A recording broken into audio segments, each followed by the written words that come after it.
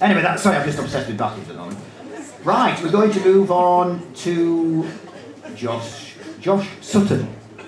Now, I believe Josh is famous. He's been on TV. Yeah. He's been on TV. Yes, we have the top stars. We've got Silky in the audience. We've got Rosina from Radio Leeds, BBC Radio Leeds, and we have... What programme was Josh on? Inside Out something? Inside Out. Anyway, let's give it up for Mr. Josh Sutton!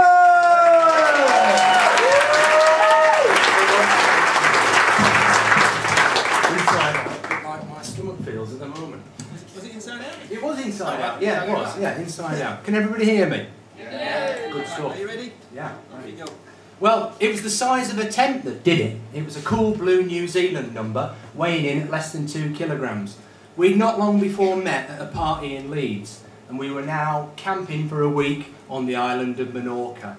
It was my opportunity to wow her with my camp building skills.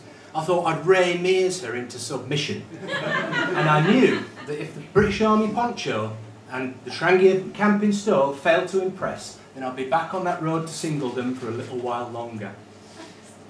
We'd been around on the island for a couple of days, camping amongst the aromatic pines, just about a kilometre or so north of a wild beach on the south of the island. We'd been chewing our way through hunks of chorizo, handfuls of delicious olives, breaking crusty bread and eating manchego cheese, and swilling it all down with the odd bottle of Vina Albali. A dog-eared copy of Rodney Ansell's Sunflower Guide to the Landscapes of Minorca led us on a fantastic trail, over walls, across rivers, around rusted, abandoned cars in the middle of nowhere. We sat down for a drink in the heat of the afternoon sun. We sat amongst a clump of wild rosemary shrubs. The lush green verdant needles defying the parched earth from which they sprang, bombarding olfactory senses. I had an idea. Wild rosemary, local lamb, that ought to work. Now, I'd never cooked anything so complicated as a casserole on a Trangia camping stove before, but this was going to be the crowning glory in my efforts to woo my newfound companion. I'd spotted a butcher's in Ferrari's a little earlier on during the day. I was saved the embarrassing audition for Animal Farm by a handy poster on the back wall. I pointed and said, "I would like some neck fillets of lamb, please." Luckily, he knew what I was talking about.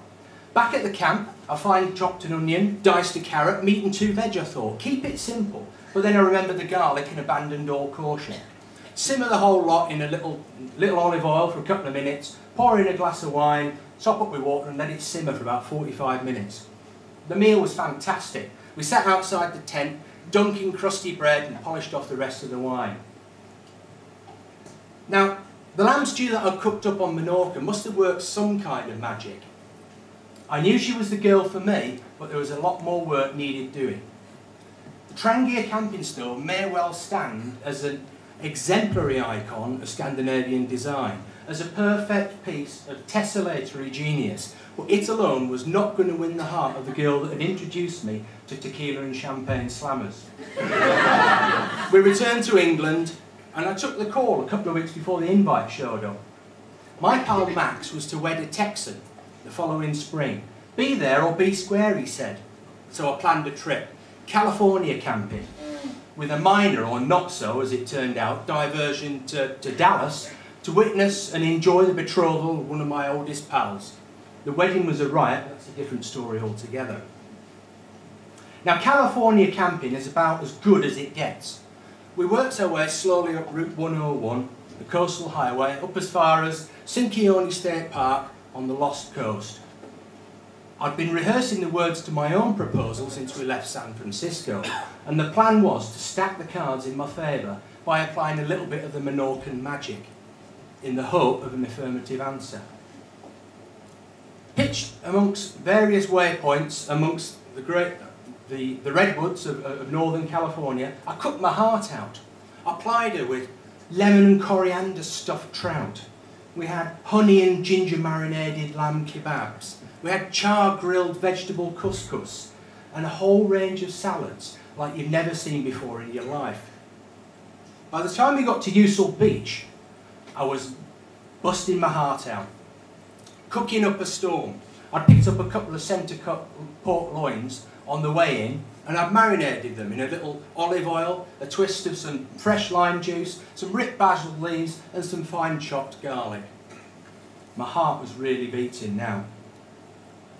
I browned the chops on either side in a hot pan, and I served it on a simple bed of couscous with nothing but a few hard cherry tomatoes and some ripped basil leaves by way of a garnish. The meal went down a storm. So we wandered hand in hand. I could see that my efforts to woo were working, and we wandered hand in hand down to the water's edge. And as the sun dipped slowly over the Pacific Ocean, I turned and I asked her the question. Thank you.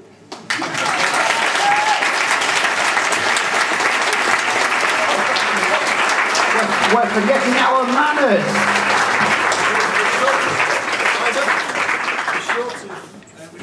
I know. Thank you for that wonderful